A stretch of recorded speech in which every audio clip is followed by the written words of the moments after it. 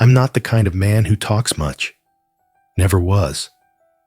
But this evening, when the sunlight slid across the porch and landed on that empty chair beside me, I figured maybe it's time I told someone this. That used to be her spot. Every afternoon, she'd sit there with her cup of tea. Didn't say much. Just watch the yard, the way the light hit the fence. Back then, I didn't think much of it. But now, that same chair, that same light, it makes the air feel heavy in my chest. We were married for 52 years, long enough to believe love was routine, folding towels, scooping coffee just right, knowing when to say nothing. But when she was gone, I realized there were things I never really understood, and I learned them too late. I'm not telling you this to sound wise or to give advice. I'm just talking. Because maybe, if you're listening, really listening, you still have time to notice the things I didn't. See, I used to think intimacy belonged to the young. Candlelit dinners, grand words, big moments. But the things that keep people together, they're quiet, small, often invisible. I remember the night our son had the car accident. She found out first. When I got home, she was at the kitchen table, hand flat against the wood, eyes low. She didn't cry, didn't speak. I didn't know what to say, so I didn't. I pulled out the chair, sat beside her, and placed my hand on top of hers. Not squeezing, not patting, just there. And she started breathing slower. We didn't say a word, but somehow, in that silence, we heard each other. That touch held her together, and it kept me from falling apart. It wasn't romantic. It was real. Love, in its simplest form. No fixing, no proving, just staying. Looking back, I'm grateful I did that one small thing, and I regret the 100 other times I didn't. So if you're still here, still listening, let me ask you something. Is there someone next to you right now? Someone you see every day? Eat with? Sleep beside? If there is, tonight, before you fall asleep, don't just say good night. Reach out, touch their hand, gently. No reason, no explanation. Just let them know you're still there, still choosing them, still seeing them, even in the quiet. You're listening to Golden Heart Advice. And if this story meant something to you, hit like, leave a comment, and subscribe. Not for us, for someone who needs it more than they know. You know what no one tells you when you're young? That silence has a language of its own. Back when we were first married, I thought words were the glue that held everything together. If you didn't talk it through, then maybe it wasn't real love. But the longer we were together, the more I realized some of the deepest things we ever said, we never spoke out loud. We had a rhythm, me and her. Mornings were quiet. She'd make toast. I'd pour the coffee. For years, 15, maybe more, we hardly said a word over breakfast. And yet, there wasn't a day I didn't feel close to her. Our daughter once asked, "Don't you two get bored, sitting like that?" I remember looking across the table. She had one hand around her mug, steam rising up into her glasses, eyes half lost in thought. I said, "Sweetheart, your mom always pours my coffee first, before I even reach for the pot." That's how I knew we were good.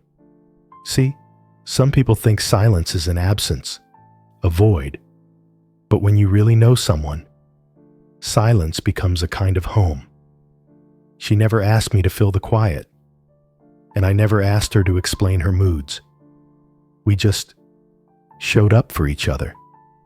There's one moment I still remember clear as day. She was sitting on the edge of the bed, back turned, twisting her necklace, the one her mother gave her.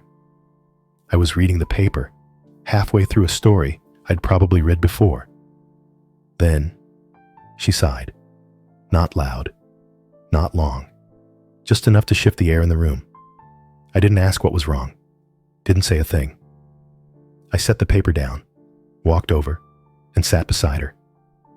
I didn't touch her. Didn't need to. She leaned her shoulder into mine like she'd been waiting for that exact shape of silence. I still don't know what she was carrying that day, and it doesn't matter. She didn't need answers. She just needed presence. And silence gave her room to breathe. That's what intimacy looks like after the fireworks fade. It's not dramatic. It's not loud. It's being quiet, together, and still feeling known. People ask me how we stayed married for 52 years, and I tell them the truth. We listened, even when we weren't saying anything. So if you're sitting next to someone right now, and neither of you has spoken in a while, don't rush to fill the air. Maybe, just maybe, that quiet between you is where the love lives. Still with me? Good. Because next, I want to tell you about the smallest things, the ones I never thought would matter. Turns out, they mattered most. I used to laugh at how particular she was. The way she folded laundry like it was going on display. The way she wiped the counter in slow, perfect circles, always counterclockwise. The way she left the hallway light on just long enough for me to come to bed. Then turned it off the second she heard my footsteps. Back then, I noticed these things. I just didn't realize they mattered until they were gone. You know what hit me the hardest after she passed? Not the big days. Not Christmas. Not our anniversary. Not even her birthday. It was the morning I opened the silverware drawer and saw the forks turned the wrong way. She always placed them teeth down. Always. I used to tease her for it. Asked her once, "Who are we doing this for? The Queen?" She just smiled and said, "For us." I didn't get it then. But now, every time I see those forks all out of place, it feels like she's still whispering through the mess, "Hey, I'm still here." We like to think love is found in big moments. A proposal, a trip, a grand confession under the stars. But the truth? Love shows up in the tiny, ordinary things. Putting the spoon in the freezer because she likes it cold with her yogurt. Buying the brand of peanut butter he grew up on, even if it costs more. Straightening the shoes by the door without a word. That's love, right there. I used to come home and everything was just done. The dog fed, the bed made, the towels warm and ready. I thought the house just ran on its own. Now I know better. She was doing 100 little things a day that said, "I love you," without ever needing to say it. And I didn't say thank you enough. Didn't pause behind her at the sink, kiss her on the shoulder. Didn't write her notes like she did for me. But she never kept score. She just kept giving. That's what real love does. It doesn't keep count. It just shows up, over and over. Until one day, the hands that held it all together aren't there anymore. And you're left in a house that still holds the shape of her love, but none of the sound. So now, I try to notice. I rinse the mug the way she liked. I fold the towels into thirds. I turn the fork's teeth down. Not because I have to, because that's how she loved. And keeping that love alive, that's something I can still do. So if you're with someone today, really with them, slow down. Look for what they do without asking. The small things you've stopped noticing. The love language that's quieter than words. Don't wait until absence teaches you what attention could have shown you. Say thank you. Better yet, show it. Do one of those things for them tonight. Not to impress. Just to say, "I see you. I remember you. I still choose you." Because sometimes love speaks the loudest, in a whisper. Still with me? Good. Because next, we need to talk about the things we believed, but maybe shouldn't have. There's something I wish more people talked about. The lies we believe about love. Not the kind you see in movies. Not the roses or candlelight. Not the airport goodbyes with music swelling behind them. I'm talking about the quiet kind. The kind that stays after the dishes are done, when the house is still, and you're both sitting in separate chairs, but somehow, still side by side. When I was younger, I thought intimacy was supposed to be spontaneous. If it was real, it would just happen. Naturally, easily. But real intimacy, the kind that lasts, it's built slowly, quietly, often in the dark, where no one else sees. You don't just wake up one morning and feel close again after a fight. You sit, you breathe, you reach across the space, even when pride tells you not to. That's love. That's staying. Here's a myth I carried too long, that if it was meant to be, it wouldn't be this hard. That's not just wrong. That's dangerous. Because when things get hard, and they will, you start to doubt everything. But no one tells you. The best kind of love you'll ever know is the kind you fight for. The kind where you stay, even when staying is the harder choice. Another myth? That physical intimacy fades with age. Sure, bodies change, desires shift, but intimacy? It doesn't fade. It transforms. We used to fall asleep with me curled around her, my hand on her hip. But later, when her back started hurting, we adjusted, started sleeping with just our feet touching. And I'll tell you, that tiny connection, that brush of her heel against mine, it meant the world. It said, "You're still mine. I'm still here." Intimacy isn't about performance. It's not about passion that burns all night. It's about presence, adaptation. It's knowing their rhythms, their silences, and showing up anyway. One more myth, that couples need to be in sync all the time, feel the same, want the same. No, you grow at different speeds. You want different things, and that's okay. The goal isn't to be identical. It's to be open, to say, I might not feel the same, but I want to understand. And finally, this one's the heaviest of them all.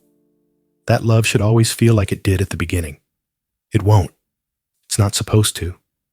In the beginning, love is loud, new, urgent. Later, if you're lucky, it becomes soft, familiar, like the light left on in the hallway, like a blanket that smells like home. It stops being a chase and becomes something deeper. So if you're sitting next to someone today and it doesn't feel like fireworks anymore, that doesn't mean it's broken. It might just mean it's finally real. Still with me? There's one last thing I want to share. The secret to keeping love alive. It's not what you think. It's not a secret at all. But it does take something most people forget to give. Let's talk about that next. People ask me sometimes, how we made it 52 years.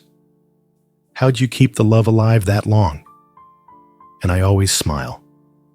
Not because it was easy, but because the answer isn't what people expect. We didn't keep the love alive with surprises or getaways or some secret compatibility trick. We kept it alive by loving each other across 1,000 ordinary days. There was a stretch, years really, where our life looked like a quiet loop. Wake up, make coffee, feed the dog, fold the towels, go to work, come home, make dinner, sit down, go to bed. Some folks would call that boring. But you know what I remember most? She never started her coffee until we were sitting together. Just 15 minutes. Steam rising, spoons clinking. No talking most mornings. But it was ours. That little ritual, It grounded us. And when everything else in life felt uncertain, we always had that. Rituals matter, not the fancy ones, the quiet ones. Evening walks, a favorite chair by the window, folding the blanket the way they like it, knowing which side of the bed is theirs, even after 50 years. These things, they're love's fingerprints. Another thing, stay curious. After all that time, I still asked her questions. What she dreamed about, what made her nervous, what kind of old woman she thought she'd become. And she asked me too, because even after decades, we knew we hadn't run out of things to learn about each other. That's what keeps the connection alive. Not perfection, curiosity. We weren't perfect. We fought. We gave each other the silent treatment sometimes. We had nights where she rolled away in bed, and I just stared at the ceiling, not knowing what to say. But the thing that always brought us back? Forgiveness. Not the loud kind, the quiet kind. She'd make me tea the morning after a fight, lay my sweater out by the door. No words, just grace. I learned that forgiveness isn't forgetting. It's remembering. Remembering what matters more than your pride. Because those little hurts, they'll come and go. But the person you love, they're the one worth staying soft for. So here's what I know now. After all these years, keep showing up on the fun days, on the frustrating ones, on the days when love feels easy, and the days when it doesn't. Keep asking questions. Keep making coffee. Keep folding towels the way they like. Touch their hand. Brush against their foot in bed. Pour their coffee first. These things might seem small, but when they're gone, you'll realize they were everything. So if you're with someone today, don't wait for the big moment. Don't wait for the perfect time to say how you feel. Love them now, in the middle of the ordinary, because that's where love lives. And if you're lucky, that's where it stays. Thank you for listening. This is Golden Heart Advice. If this story meant something to you, pass it on. Not for us, but for someone else who might need it more than they know. Take care of each other, one quiet day at a time.